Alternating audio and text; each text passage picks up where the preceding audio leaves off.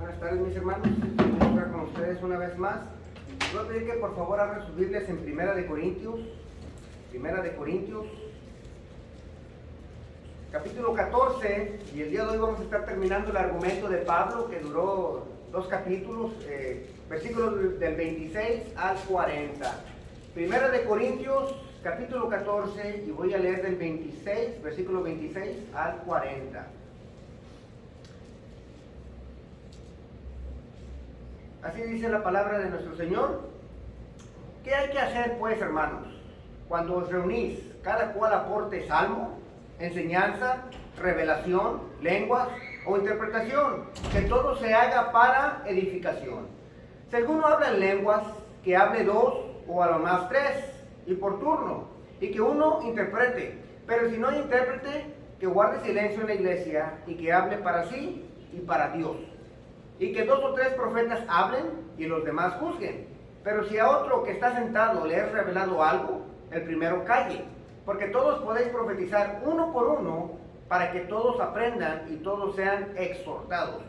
Los espíritus de los profetas están sujetos a los profetas, porque Dios no es un Dios de confusión, sino de paz, como en todas las iglesias de los santos. Las mujeres, guarden silencio en las iglesias, porque no les es permitido hablar. Antes bien, que se sujeten como dice también la ley. Y si quieren aprender algo, que pregunten a sus propios maridos en casa, porque no es correcto que la mujer hable en la iglesia. ¿Acaso la palabra de Dios salió de vosotros, solo a vosotros ha llegado? Si alguno piensa que es profeta o espiritual, reconozca que lo que los estoy escribiendo es mandamiento del Señor. Pero si alguno no reconoce esto, él no es reconocido.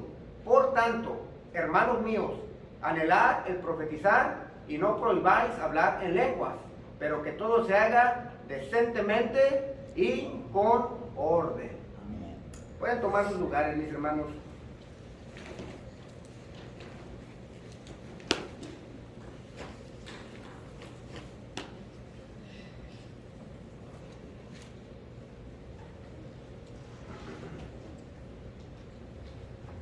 Todos nosotros funcionamos bajo un tipo de orden todos los días.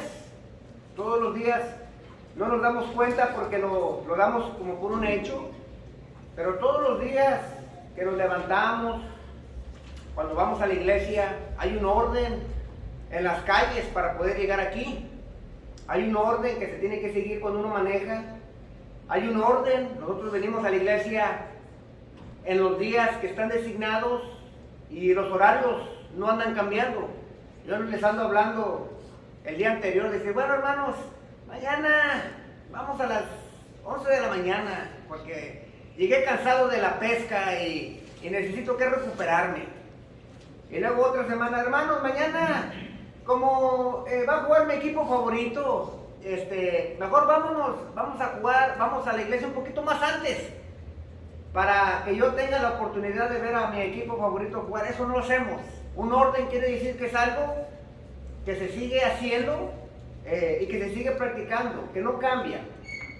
De la misma manera, las maestras cuando van a la escuela tienen que seguir un orden. Las clases, los estudiantes cuando van a la escuela siguen un orden. El día de hoy, la manera que nuestros jóvenes van a la escuela, les dan 7 clases por general en un día y otras 7 clases en otro día, y se van turnando. ¿Cómo saben ellos qué clase tienen un lunes a un jueves? Bueno, por medio del orden. El orden es algo bueno, es algo que nos ayuda en nuestro diario vivir. Lo necesitamos, el orden, para poder funcionar correctamente. Hay una frase muy famosa en nuestros días que tira las noticias: sigue la ciencia, es lo que dice la ciencia. Bueno, déjame te digo que la ciencia, la misma ciencia, el ídolo de nuestros días, es posible porque los científicos pueden hacer experimentos con orden. Pueden estudiar el sol y la luna porque saben que mañana a cierta hora la luna va a estar a cierto grado, porque hay un orden.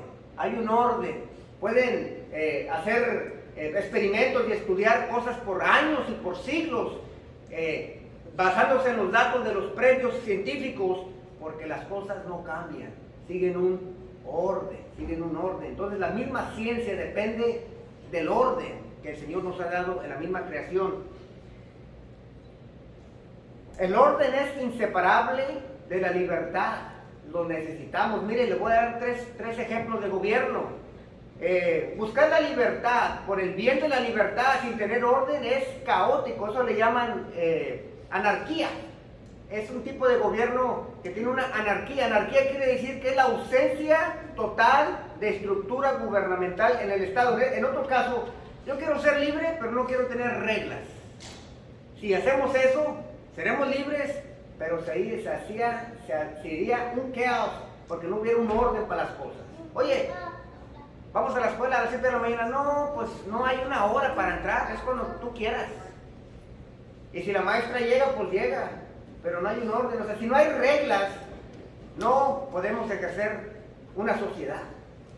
Pero luego está otro tipo de gobierno, que es el ordenar simplemente por el orden, o buscar el orden simplemente por el orden, pero sin tener la libertad. Eso se le llama tiranía, una tiranía. Un gobierno se le llama, es tener orden sin tener libertad, es tiranía. Es una forma de gobierno en la que el gobernante tiene un poder total o absoluto. Ese orden, ahí sí hay orden, pero no hay libertad. No hay libertad para ejercer. Pero hay un tercer tipo de gobierno que es el orden por el bien de la libertad. O sea, tener orden para que nuestra libertad sea filtrada, sea ordenada. Eso realmente es libertad. Libertad. Juan 8:36 dice, así que si el Hijo os hacese libres, seréis realmente libres. Nosotros somos libres para adorar a Dios. Amén. Dice que el día que nos entregamos a Cristo, Jesús rompió las cadenas del pecado y soy libre para venir a adorar a Dios. Pero no soy libre de venir a adorar a Dios como se me dé mi gana. Esos son dos conceptos muy diferentes. Somos libres porque el pecado ya no me tiene ligado y yo libremente vengo a adorar a Dios. Y cada vez que le vengo a adorar, mi alma se nutre, mis huesos se sienten bien porque estoy adorando a mi Creador, a mi Salvador y a mi Redentor.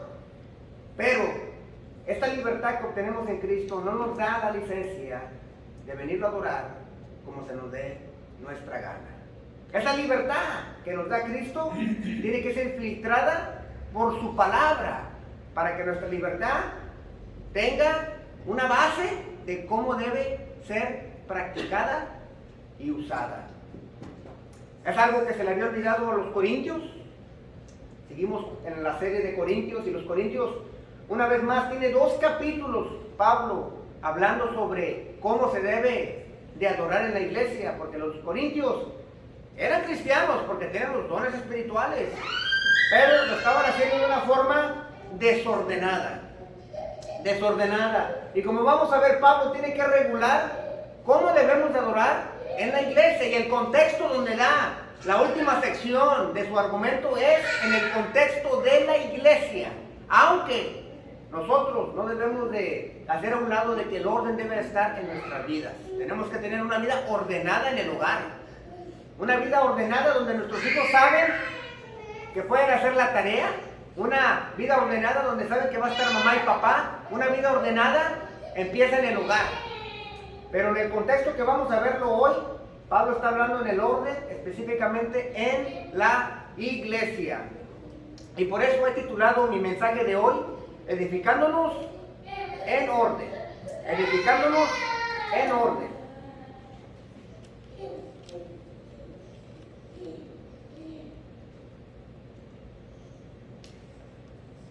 Y lo que Pablo quiere que entendamos primeramente es, el punto 1 que tengo es, hay edificación en el orden. Hay edificación en el orden. El orden es necesario para nuestra santificación. El orden es necesario en la iglesia. El orden es necesario en nuestra vida personal, en nuestro diario vivir, en el hogar. Es una edificación. Como dice ahí capítulo 14, versículo 26, dice, ¿qué hay que hacer pues, hermanos?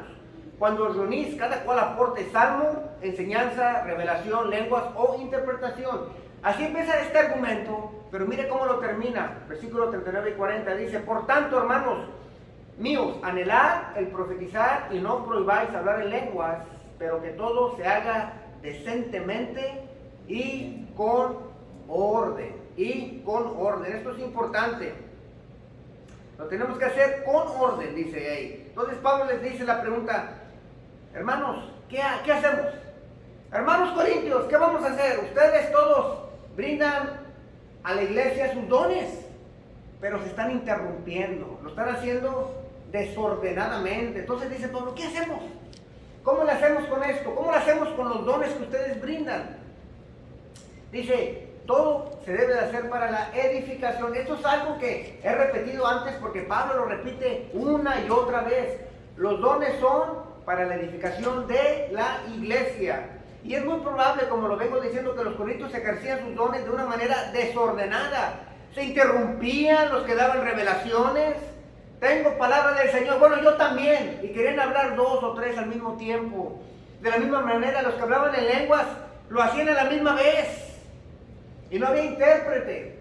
Y si había un intérprete, no podía interpretar si se paraban 3 o 4 o 5 o 6 personas a hablar en lenguas. ¿Cómo lo hacía? No podía. Dice Pablo, no se están haciendo las cosas como deben de ser.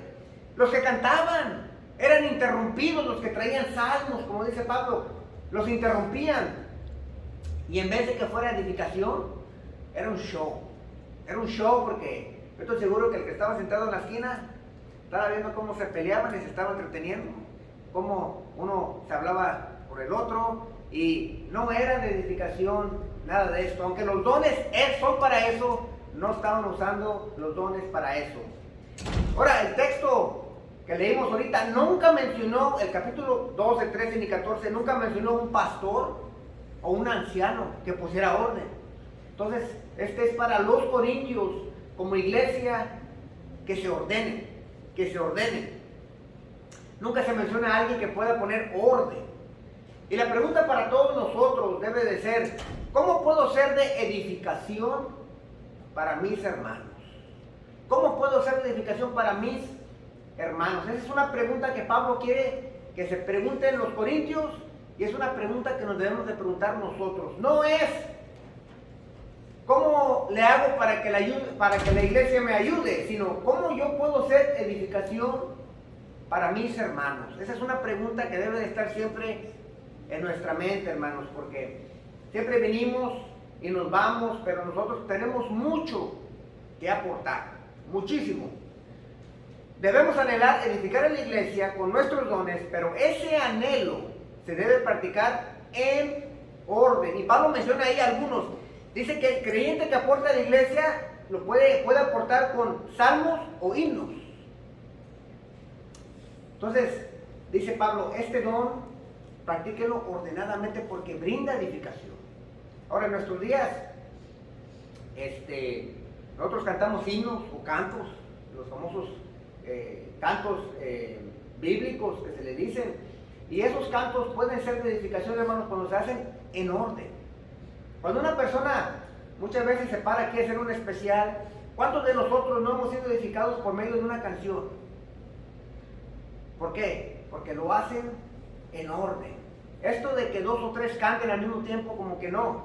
O sea, no se puede entender. Dices Pablo, cuando se reúnan, cuando hagan los cantos, háganlo ordenadamente. Esa es una de las cosas que tratamos de hacer, porque los cantos muchas veces traen enseñanza. Por eso los cantos deben de ser bíblicos, porque las frases de ahí deben de reflejar lo que dice la Biblia, porque los cantos los repetimos una y otra vez. Y hay gente que se sabe todos los cantos, pero los cantos deben de tener un mensaje para aportar a la mente y a la vida del creyente. Pero no nomás los cantos, dice, el creyente también aporta a la iglesia con la enseñanza o la doctrina, dice Pablo.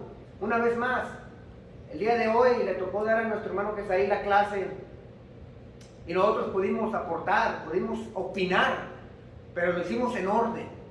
Lo hicimos en orden. Terminaba Gesaí de hablar y uno opinaba, y luego uno callaba y nuestro hermano Gesaí seguía con la clase. Dice que eso es de edificación. Todo eso se hace, cuando se hace en orden, edifica a la iglesia. Nos podemos edificar los unos a los otros. El creyente aporta a la iglesia, dice ahí, con revelación. Una vez más, no me voy a meter en el debate si los dones espirituales son vigentes o no. porque eso lo quisiera hacer para una clase. Pero el día de hoy no creemos en revelación, que el Señor nos revela cosas como a los apóstoles, pero creemos en la revelación escrita, en la palabra de Dios. Y cuando se predica la palabra de Dios, o se enseña la palabra de Dios una vez más, si se hace en orden, es de gran edificación a la vida de los creyentes, hermanos. Dice que también el creyente aporta a la iglesia con lenguas o interpretación. Una vez más, el hablar en lenguas con interpretación es de gran edificación.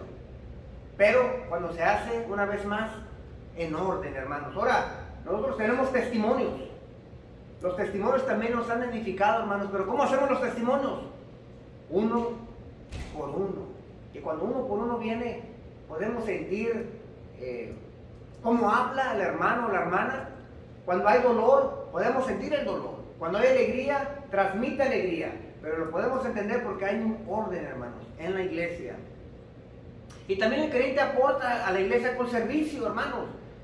Mire, no sería lo mismo limpiar la iglesia. El limpiar la iglesia después del servicio es de gran beneficio. Amén. Pero imagínense que yo estuviera predicando aquí y que una hermana empezara aquí a aspirar el culto mientras que yo estoy predicando. Eso ya no es de edificación. ¿Por qué? Porque ya no se oye la predicación y todos van a voltear a ver a la hermana que está aspirando la iglesia. Es lo que Pablo quiere. No quiere distracciones y quiere que los dones se hagan en orden, porque solamente en orden en la iglesia nos va a traer una gran edificación. Mire, el punto de Pablo es que todos traemos un don y todos nos podemos edificar cuando lo hacemos en orden, hermanos. En orden. Yo, en la última iglesia que estuve hace muchos años, me fui de edificación 3 veces. Una persona que yo no sé, la saludé una vez, pero me llama mucho la atención porque, esto se los digo porque cualquiera puede edificar al otro. Esta persona tenía parálisis cerebral, no sé cuántos años tenía, se miraba joven, pero su mamá lo traía a la iglesia. Y él, sentado en la silla de ruedas, con las manos torcidas y el cuello torcido. Y ¿sabe qué? A veces que yo entraba y ya estaba él ahí.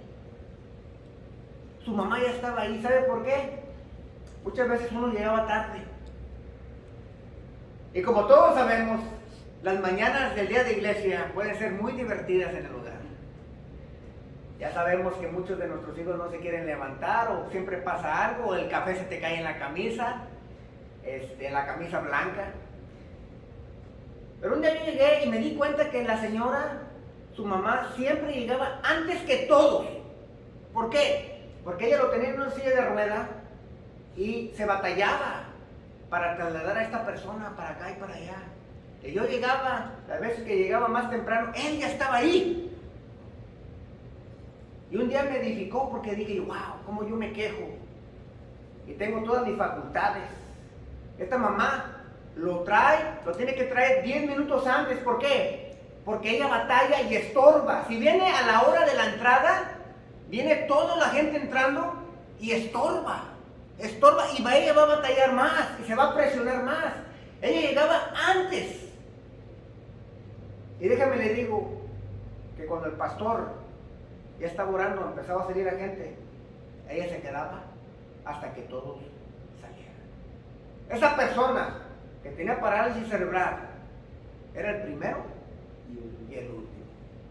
Pero no nomás esa ocasión, esa persona me edificó. Y dije, wow, yo puedo llegar más temprano.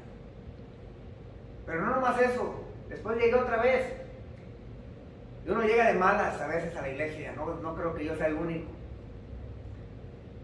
Y recuerdo esa vez que ahí estaba yo cantando, pero la verdad no estaba con la actitud correcta y no quería ni aplaudir. Y este hombre joven, lo que hacía, como no podía cantar, él hacía pucheros. Y hacía pucheros. Y un día volteé para atrás y me di cuenta que él estaba adorando a Dios con lo que tenía. estaba cantándole a Dios con lo que tenía. No podía aplaudir, no podía cantar, no podía levantar las manos. Así que hacía lo único que podía hacer, hacía pucheros. Dije, wow. Empecé a aplaudir, yo dije, yo tengo brazos, yo tengo todas mis facultades. Dije, le debo de aprender mucho a esta persona. Esta persona, un día me senté al lado de él, o cerca de él, y había una sección, una parte de la iglesia donde nos saludábamos los unos a los otros, y un día fui a saludarlo, y le saludé la mano la tenía, como les digo, estaba todo torcido. Pero ¿sabe qué? Le dio mucho gusto que lo fueran a saludar. ¿Y sabe quién también le dio gusto? A su mamá. Le dio gusto que lo trataran como una persona. Y yo esas 3 veces me recuerdo que esa persona que no tenía facultad de su cuerpo y que su mamá, cuando yo la vi, tenía ojeras. Yo estoy seguro que esa señora lo cuidaba 24 horas, 7 días a la semana. Yo estoy seguro que esa señora también estaba cansada. Pero le daba gusto llevar a su hijo a adorar al Señor. Para mí, ese no es un don que menciona Pablo, pero ese creyente y esa mamá con esas ojeras me edificó mucho. Amén. Y cuando venimos a la iglesia, dice Pablo, si lo hacemos en orden y con actitud correcta, podemos edificarnos y mucho. Amén. Pero luego, el punto 2, luego viene Pablo y nos dice, debemos practicar el orden con los dones. O sea, debemos practicar el orden con los dones. Esto es algo que se va a enfocar aquí toda la predicación mía, porque son puras, nos dice cómo regular la adoración al Señor. Y una vez más, esto es importante. Esto es importante porque muchas veces decimos, no, pues yo lo hago de esta manera, porque esto yo lo siento. Y tú quieres amarrar al Espíritu Santo, pero no es que uno no quiera amarrar al Espíritu Santo o detener, sino que la palabra del Señor nos regula nuestra libertad que tenemos en Cristo. Dice ahí, versículo 27 al 28, dice así, si alguno habla en lenguas, que hablen 2 o a la más 3, y por turno, y que uno interprete, pero si no hay intérprete, que guarde silencio en la iglesia y que hable para sí y para Dios. Ahora, esto es muy claro, son 2 versículos y va al punto. Estas son instrucciones, no hay muchas palabras que tienen ambigüedad. El mandamiento es claro, las instrucciones son claras. Pablo dice al final de la sección que no prohíbe hablar en lenguas, pero que si no hay interpretación, que guarde silencio. No hay, ¿cómo les digo? No hay mucho en qué profundizar. Las instrucciones son claras. Cuando se hablan lenguas, que hablen 2 o a la más 3, no más de 3, en una congregación. Y por turno, o sea, no a la misma vez. Y que uno interprete. Claro, fácil, corto. Está ahí esto. Y si no hay intérprete, como lo vuelvo a repetir, que guarde silencio en la iglesia. Ahora, esto lo digo porque es lo opuesto que se practica en las iglesias en nuestros días. Yo he ido a varias iglesias pentecosteses, del movimiento carismático, y lo digo abiertamente. ¿Ok? Esto lo digo porque tenemos que, el día de hoy es el día de la reforma, y no puede haber reforma si no ponemos la palabra de Dios en práctica. La iglesia necesita reformarse, no al siglo XXI, sino a la palabra de Dios. En muchas iglesias se practica lo opuesto, hablan más de 2 o 3 en lenguas, al final del servicio o durante el servicio, o como le dije la semana pasada, durante la predicación. Se hablan en lenguas al mismo tiempo, ya sea durante el servicio o al final del servicio. Independientemente, una vez más lo digo y lo hago un énfasis, independientemente si tú crees que el don de lengua sigue vigente o no, si tú piensas que sigue vigente, hay instrucciones para la práctica del uso de hablar en lenguas. En el mayor de los casos de que estoy hablando, no hay interpretación. No hay interpretación en la mayoría de las iglesias. Incluso en todas las iglesias que yo he ido, yo nunca he oído interpretación en las que yo he estado. Y mientras que se siga practicando el don de lenguas de esta manera, no será de edificación, no será de fortalecimiento. Y por eso cuando viene un virus, todos esos miembros de esas iglesias se caen, porque no hay algo firme y no hay un fundamento en su fe, y dudan de Dios o todavía siguen en sus hogares. Y lo digo en amor, pero lo digo seriamente. Esta práctica se tiene que reformar porque las instituciones son claras. Es más, son tan claras que eso es todo lo que voy a decir. No tengo en realidad que profundizar porque no hay que profundizar, hermanos. Es como cuando compras un jarabe y te dicen las instrucciones, toma 2 pastillas, no más de 6 horas cada día y ya no hay más. No tengo más de qué profundizar. La instrucción es clara, simple, no tuve ni que ver las palabras en griego esta vez. Amén. Esa es la primera. Y luego Pablo sigue.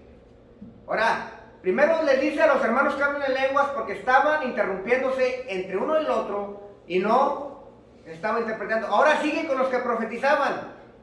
Versículo 29, y que 2 o 3 profetas hablen y los demás juzguen. Pero si otro que está sentado le es revelado algo, el primero calle. Porque todos podéis profetizar uno por uno para que todos aprendan y todos sean exhortados.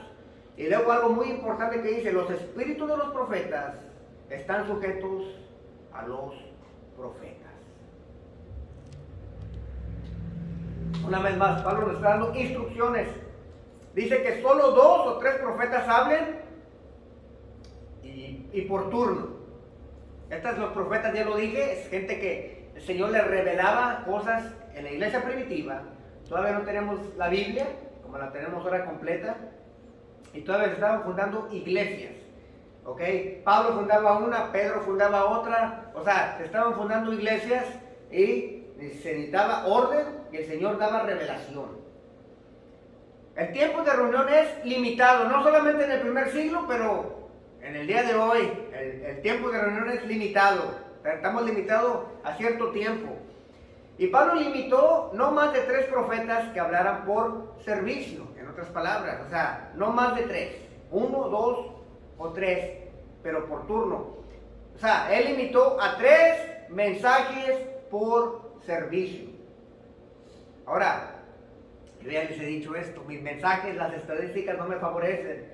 Dicen que los miembros de las iglesias para el martes en la mañana, ustedes, si yo les hablo, y lo estoy pensando hacer, el texto, vaya hermano, ¿cuál fue el título de mi mensaje? Dicen que para el martes en la mañana ustedes no saben ni... Espérame hermano, sí, habló, sí, de José, no, esa fue la clase, esa fue la clase, espérame, no, aquí lo tengo. Yo no hermano, sí, me estoy acordando. Si yo les hablo el martes en las mañanas, y al mensaje se les borró de la mente. Imagínense ustedes tratar, o la pobre iglesia primitiva, si les daban 3 profetas y 3 mensajes, ¿ustedes piensan que se iban a acordar de los 3 mensajes? No se pueden acordar de uno, dice. No, que se van a acordar de 3 profetas, hablando 3 diferentes mensajes.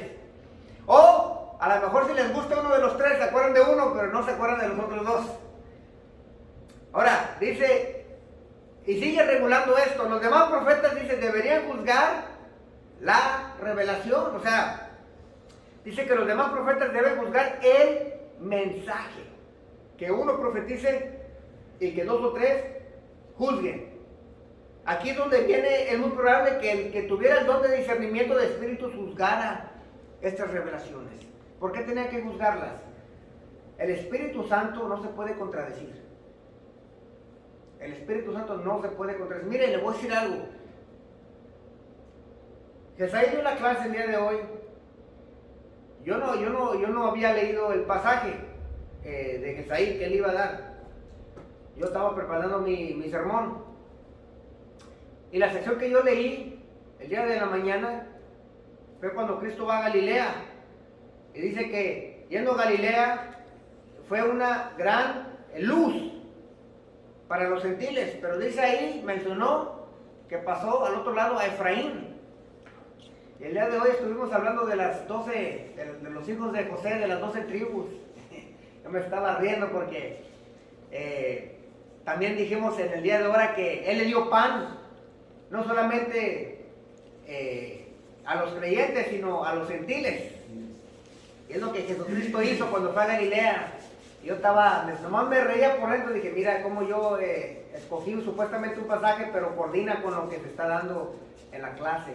El Espíritu Santo se coordina, hermanos. El Espíritu Santo no te va a decir a ti. Ahí me dijo el Espíritu Santo que tronara cohetes en la iglesia. Y le va a decir a otro hermano, a mí me dijo que no. Hay una contradicción. El Espíritu Santo no se va a contradecir. Jamás. Jamás. Por eso dice que deben de juzgar entre ellos el mensaje. El mensaje tiene que ser confirmado por alguien más que tenga el don. Dice Hebreos 17, dice... disculpen, Hechos, cuando Pablo va y les habla a los de Berea, dice, enseguida los hermanos enviaron de noche a Pablo y a Silas a Berea, los cuales al llegar fueron a la sinagoga de los judíos. Estos eran más nobles que los de Tesalónica, porque recibieron la palabra con toda solicitud, escudriñando diariamente las escrituras para ver si estas cosas eran así.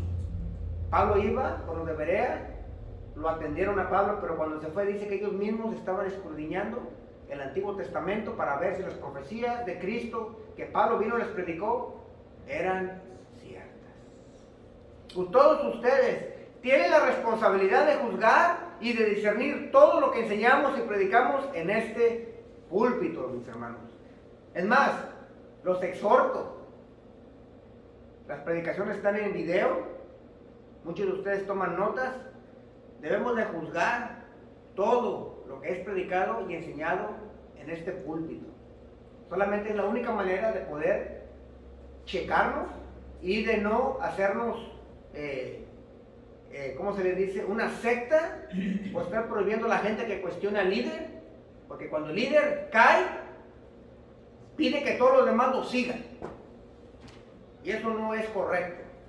Es bueno que la congregación se dé cuenta cuando el líder se está yendo a la izquierda para llamarle la atención o votarlo, en vez de que toda la congregación caiga. Amén.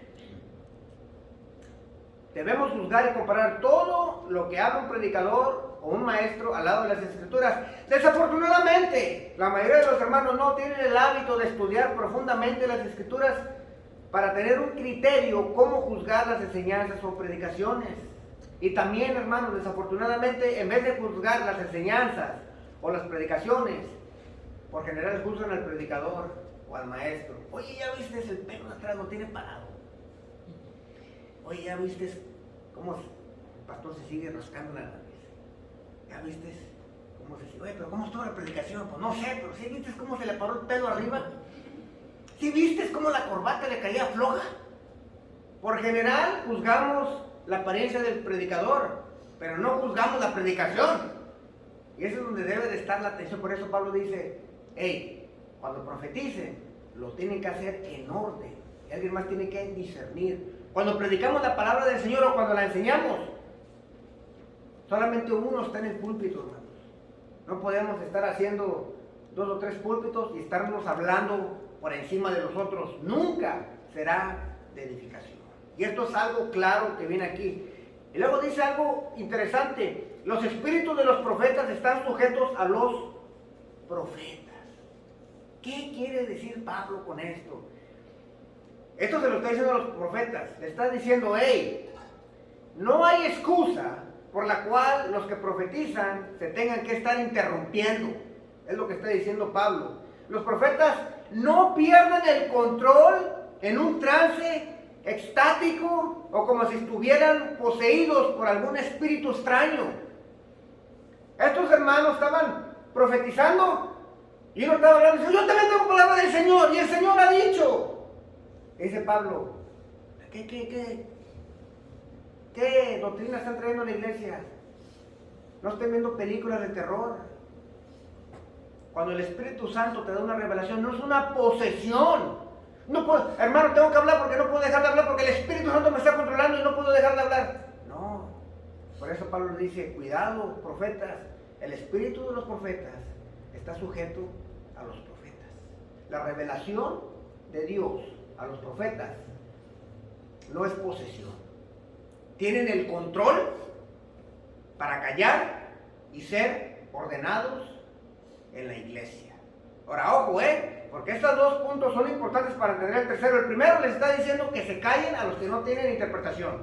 El segundo punto es a los profetas que callen y que no se estén hablando por encima de los otros y que haya orden. Y que haya orden. Y que cuando el Señor nos revela algo, no estamos poseídos. No estamos viendo una película del exorcista. En otras palabras, si el Señor le daba al profeta una palabra de aliento para dar ese día y habían hablado 3, no había problema, se podía callar y podía dar esa palabra la otra semana. ¿Por qué? Porque cuando el Señor da mensajes es para toda la iglesia. Cuidadito, con que, a ver, chencha, a ver, el Señor me dijo con qué te tienes que casar. Cuidado con revelación individual. Ven, hermano, ya sé, el Señor me reveló qué tienes que hacer con ese dinero. Cuidadito, mucho cuidadito. Hermano, el Señor me reveló específicamente cómo le tienes que hacer para no pagar ese dinero, pero vas a tener que hacer tranza. Cuidado con revelaciones específicas. Lo que está diciendo Pablo aquí es, los espíritus de los profetas están sujetos a los profetas, ¿ok? El profeta tiene control de lo que iba a profetizar, no posesión. Entonces, sigue regulando la adoración en la iglesia. Los que hablan en lenguas, si no hay interpretación, que callen, pero si hay interpretación, 1, 2 o 3, los que profetizan, no más de 3 mensajes en un culto, cuando se reunían. No nos dice en qué consisten los cultos, cuánto duraban, no sabemos, pero no más de 3. Y si alguien más tiene revelación, lo puede esperar para el otro domingo, o para la otra semana, o cuando se reúnan, qué sé yo. No están poseídos. Amén. Ahora, con eso en mente, viene la tercera amonestación de Pablo, interrupciones durante la adoración. Dice ahí, versículos 33 al 35, como en todas las iglesias de los santos, la segunda parte del 33 va pegada al 34, la segunda parte del versículo 33, como en todas las iglesias de los santos, las mujeres guarden silencio en las iglesias, porque no les es permitido hablar, antes bien, que se sujeten como dice también la ley, y si quieren aprender algo, que pregunten a sus maridos en casa, porque no es correcto que la mujer hable en la iglesia. Por eso me gusta predicar libro por libro, pensamiento por pensamiento, porque luego pueden ustedes ver a dónde va Pablo. Pablo está regulando la adoración en la iglesia. Y luego dice que las mujeres se deben callar en la iglesia. Y aquí no oigo a los hermanos decir amén porque saben cómo les va a ir. Ahora, este es un versículo que se ha puesto fuera de contexto, especialmente en círculos fundamentalistas. Por eso es bueno estudiar el contexto.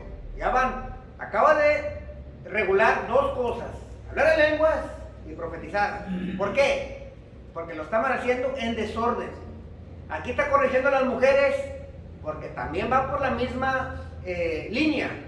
Aparentemente había unas mujeres en la iglesia de Corintio que estaban interrumpiendo el servicio de adoración. Ahora, no sabemos, Pablo no nos da detalles, se ha sugerido que algunas eran mujeres que vimos allá que no se cubrían la cabeza cuando profetizaban y pensaban que la libertad que ahora tenían en Cristo la pueden usar como se les daba la gana. Esta es una sugerencia que se han dado los estudiosos, que un grupo de mujeres estaba interrumpiendo el servicio.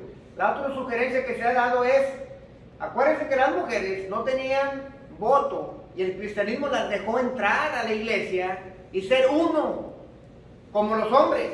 Ahora, en su contexto, en ese tiempo, las mujeres no recibían educación, solamente los hombres, ¿ok?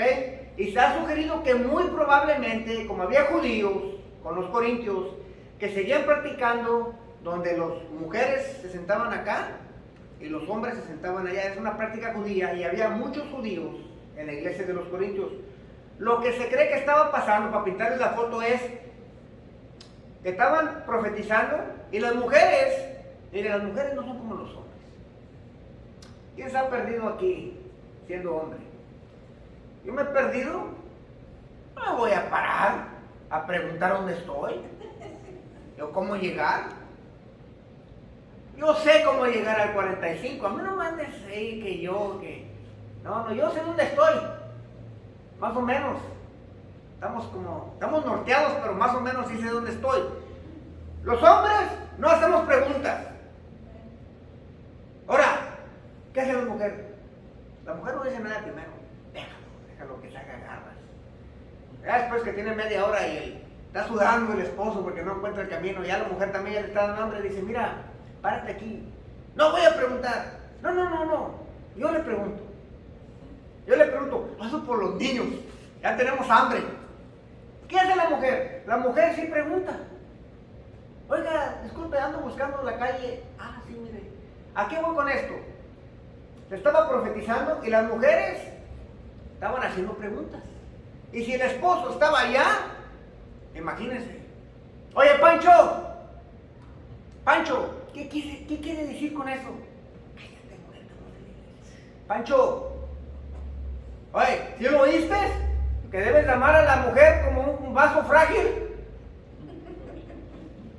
Entonces había interrupciones por las mujeres. No sabemos en qué formato, pero ese es el formato. Les quiero pintar lo que probablemente estaba pasando. Y Pablo dice, las mujeres están causando desorden. Por eso les dice, si quieren aprender algo, espérense hasta que lleguen a sus casas y pregúntenle a sus maridos. Ahora, no está diciendo que la mujer debe estar callada todo el tiempo, en todas las iglesias, en todas las eras, en todos los tiempos. Ojo, el contexto es, tenemos que hacer la adoración en orden. Entonces, ahora, porque si seguimos ese tipo de argumentación, quiere decir que los hombres sí podían interrumpir. Y invalidaría todo el sermón, todo el argumento de Pablo. Sino que los hombres, por general, ya como eran educados, estaban callados, ellos ya sabían de qué se trataba. Las mujeres no. Que las mujeres sí son curiosas y sí preguntan. Oye, ¿quién es Cristo Jesús? ¿Cómo que quién es Cristo Jesús, hija? Es el que murió. Es el primer día que vengo, ¿qué quieres que diga? ¿Están hablando de Cristo? Yo no sé quién es Cristo. Ay, chencha, cuando lleguemos a la casa te explico. Cállate, no digas nada. ¿Me estás...? No, hermano, es que usted sabe, es la primera vez que la traigo. Entonces, este es el contexto y por eso Pablo dice que las mujeres se mantengan calladas. ¿Ok? No sabemos más, no sabemos si después del servicio había una sección de preguntas y respuestas, no sé, el texto no nos dice. Pero Pablo está corrigiendo a las mujeres, pero si fueran los hombres los estuviera corrigiendo igual. La cosa es que las cosas, vuelvo a lo repito, la adoración se hace en orden. Ese es el punto de Pablo. De ahí más, los que quieren interpretar algo más de eso, tienen que sacar el texto esto fuera del contexto y decir que las mujeres se deben callar todo el tiempo en todo lugar. Y no hay argumento para esto.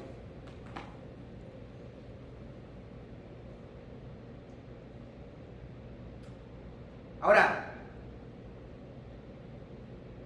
todo esto que acaba de decir Pablo es para regular y para mostrarnos no que los servicios, que todos los servicios de todas las denominaciones que conocemos el día de hoy se tienen que ver exactamente lo mismo. No, está diciendo tiene que haber este tipo de orden. Así como la semana pasada vimos que tiene que haber un entendimiento. El servicio tiene que ser entendible. Bueno, Estas son pautas para la adoración en la iglesia. No quiere decir que la iglesia de allá tiene que adorar exactamente como nosotros adoramos aquí, no.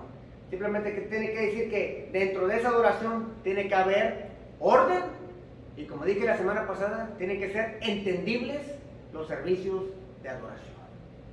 Amén. Y todo esto, hermanos, los digo porque son instrucciones, pero Pablo las gancha en algo muy importante, y este es mi último punto. El orden en la iglesia refleja el carácter de Dios. El orden en la iglesia refleja el carácter de Dios. Y esa es la primera parte del versículo 33. Dice, porque Dios no es un Dios de confusión, sino de paz. Ahora, esto es importante, lo vamos a ver ahorita por qué, pero es importante. Todo esto que Pablo nos está diciendo lo está ganchando en el carácter de Dios. Dice que no es un Dios de confusión. Esa palabra ahí no es un Dios de confusión. Las otras versiones dicen desorden o de alboroto. Otra palabra es disensión o inestabilidad. Y lo digo con mucho respeto, pero en el movimiento carismático hemos visto de todo.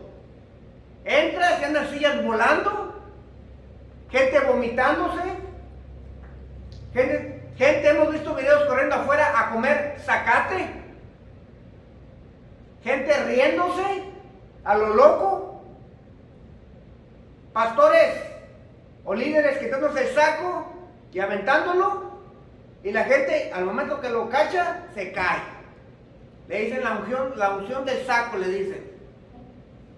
Ahora, esto lo digo porque tú entras y se ve un desorden, un alboroto.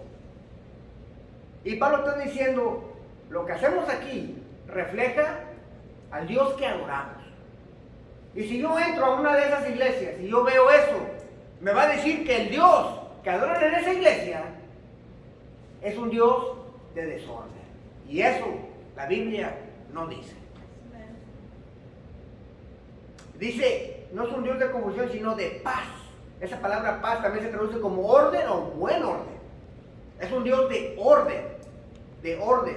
Mire, lo está ganchando como lo gancha allá Pedro cuando dice, sed santos porque yo soy santo.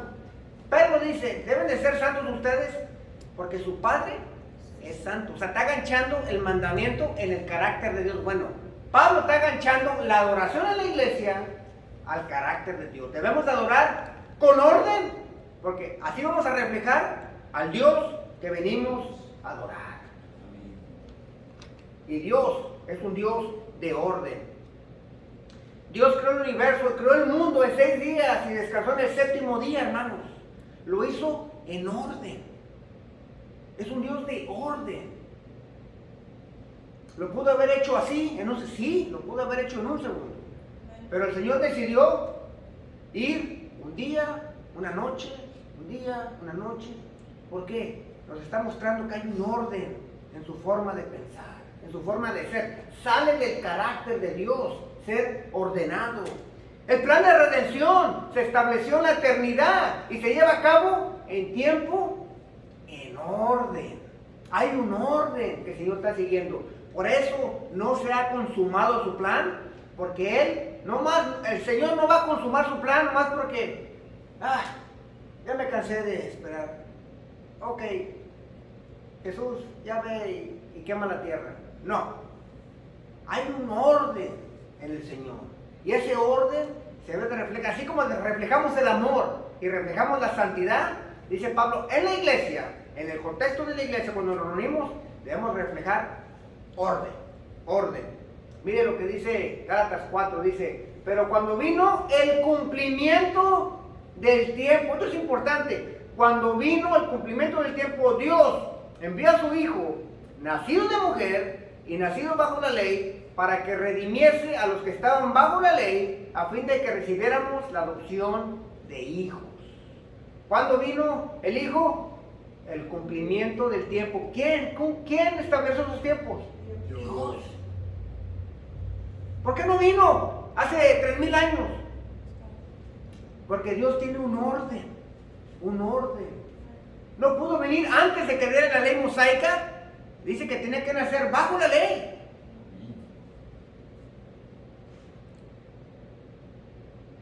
Cuando escoge a María, no la escoge de chiripa. Déjame me fijo cuál de todas las vírgenes no tiene pecado, como dicen los católicos, para ver a quién escojo. Él ya sabía que María iba a nacer y que de ella iba a nacer el Mesías, porque la línea la vemos desde allá, desde Set. El Señor tiene un plan, es un Señor ordenado. Él no le hace a la mexicanada. A ver qué sale. A ver, mijo, ve, a ver si no te sacrifican los romanos. Aunque yo no fuera en ese tiempo, pero si quieres ir, pues ve, a morir, a ver, pero vamos con los romanos. No, espérate hasta que los romanos, me espero hasta que los romanos estén en su poder más alto para mandar a mi hijo, porque así yo voy a redimir al pueblo. El Señor es un Dios de orden. Hebreos 1 dice, Dios, habiendo hablado muchas veces y de muchas maneras en otros tiempos a los padres, por los profetas, en estos postreros días, nos ha hablado por el Hijo, a quien constituyó heredero de todo y por quien asimismo hizo el universo. O sea, en el pasado mandó a profetas, pero en estos postreros días mandó a su Hijo y nos habla por medio del Hijo. Oye, ¿por qué no le hablaste al pueblo de Israel por medio de Jesús? Porque no era parte del plan. Porque no estaba en su organización. El Señor sabe cuándo, cómo, dónde, con quién y a qué horas. Y Pablo está enganchando la adoración de la iglesia al carácter del Dios específico que adoramos en una iglesia cristiana.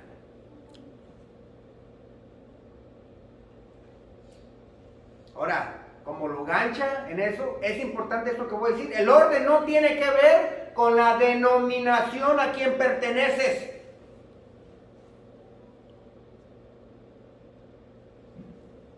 Y esto lo digo, y lo voy a decir porque lo voy a decir. Se ha hecho una brecha entre supuestamente carismáticos y cualquiera que no es carismático. No, que tú no dejas que el Espíritu Santo se mueva. No, pues es que tú. No tiene nada que ver con la denominación. Tiene que ver con lo que dice la palabra de Dios. Dice que tenemos que ser ordenados y que tiene que ser entendible, como lo dije la semana pasada. No desordenado y por donde quiera. No tiene nada que ver con denominaciones. ¿Por qué? Porque lo está ganchando en el carácter de Dios. O sea, no importa si yo voy a cualquier denominación, tiene que haber orden, no por la tradición de la denominación, porque la palabra de Dios lo dice. Por eso no importa la denominación, el orden siempre tiene que estar allí. El orden no tiene que ver con el movimiento del espíritu o con las emociones de las personas. Otra vez, es que ustedes no dejan. Cuando dicen ustedes, se refieren a los que no hablan en lenguas y a los que no se quedan en el suelo. Y dicen, es que ustedes no dejan que el Espíritu Santo se mueva. Bueno, la última vez que yo chequé, yo no tengo una cadena espiritual como la que amarraron al diablo en Apocalipsis. ¿Cómo que yo no dejo que el Espíritu Santo se mueva? Yo no le puedo decir al Espíritu Santo qué hacer. Dice Jesucristo que Él va y viene como el viento. Él va, ¿a dónde va? Nadie sabe. El Espíritu Santo dice que otorga los dones espirituales. La última vez que chequé, el Espíritu Santo es soberano también.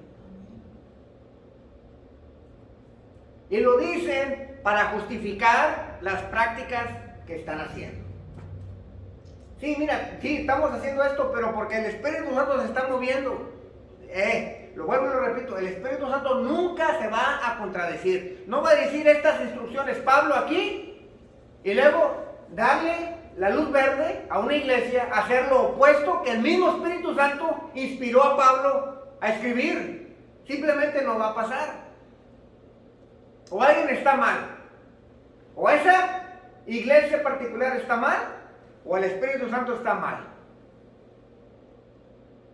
Ahora, yo no soy tan inteligente ni tengo un PhD, pero yo le voy a hacer caso a lo que dice la palabra de Dios. El orden tiene que ver con algo que transciende épocas. Ojo, el orden tiene que ver con algo que transciende épocas, tradiciones, emociones, modas y movimientos y opiniones. El orden tiene que ver con el carácter de nuestro Dios. Pablo termina un argumento largo de 2 capítulos, donde pone el capítulo del amor ahí. Yo no tengo nada personal con el movimiento carismático, ni con cualquier otra iglesia. Yo lo que estoy diciendo es que hay un desorden, que Pablo está diciendo que deben de hablar 2 o 3 por turno y que haya interpretación. Y lo que yo estoy diciendo en las iglesias aquí, en esta área donde yo vivo, no se está practicando esto. Y nos sirve a nosotros para nunca pensar que podemos estar por encima de la palabra de Dios. Cada vez que vengamos a la iglesia lo tenemos que hacer en orden, hermanos, porque estamos reflejando el carácter de Dios. Amén. Termino con esto. El carácter, o lo que dice Pablo acerca del orden, sí, se está aplicando el día de hoy a la iglesia. Pero tiene que haber orden en tu hogar. Tiene que haber orden en tu matrimonio. Tiene que haber un orden de tiempo con tus hijos. No tenemos tiempo porque no hay orden. Si tiramos a la basura otras cosas que no son tan importantes, hermanos, vamos a tener tiempo para las cosas que son esenciales en la vida. Tiempo con mi esposo y con mi esposa es algo esencial. Tiempo con los hijos es esencial. Tiempo en Facebook no es esencial. Tiempo en Facebook se hace después de que tomas tiempo con el marido y le haces sus cosquillitas y le das sus abrazos. Pero tiempo con los hijos, hermanos, tiempo con los esposos, tiempo en la palabra de Dios, son cosas esenciales. Y sí se puede, pero tenemos que empezar a implicar orden en nuestro diario vivir. Pero sí lo hay. Es bonito venir aquí a adorar como grupo al Señor, pero de nada sirve venir aquí a adorar y en la clase y en la casa hay un desorden. Tiene que haber un orden en el hogar, en nuestro diario vivir. Si en el trabajo no hay orden y tú no lo controlas, no depende de ti. Pero tu vida personal, tu hogar, tienes que empezar ahí con ese orden, porque un hogar que refleja amor, refleja el carácter de Dios. Un hogar que refleja santidad, refleja el carácter de Dios. Pero de acuerdo a Pablo, un hogar y una iglesia que refleja orden va a reflejar al Dios que adoramos. Amén. Reflejemos orden, hermanos, porque adoramos a un Dios en orden, que practica el orden. Vamos a orar, hermanos.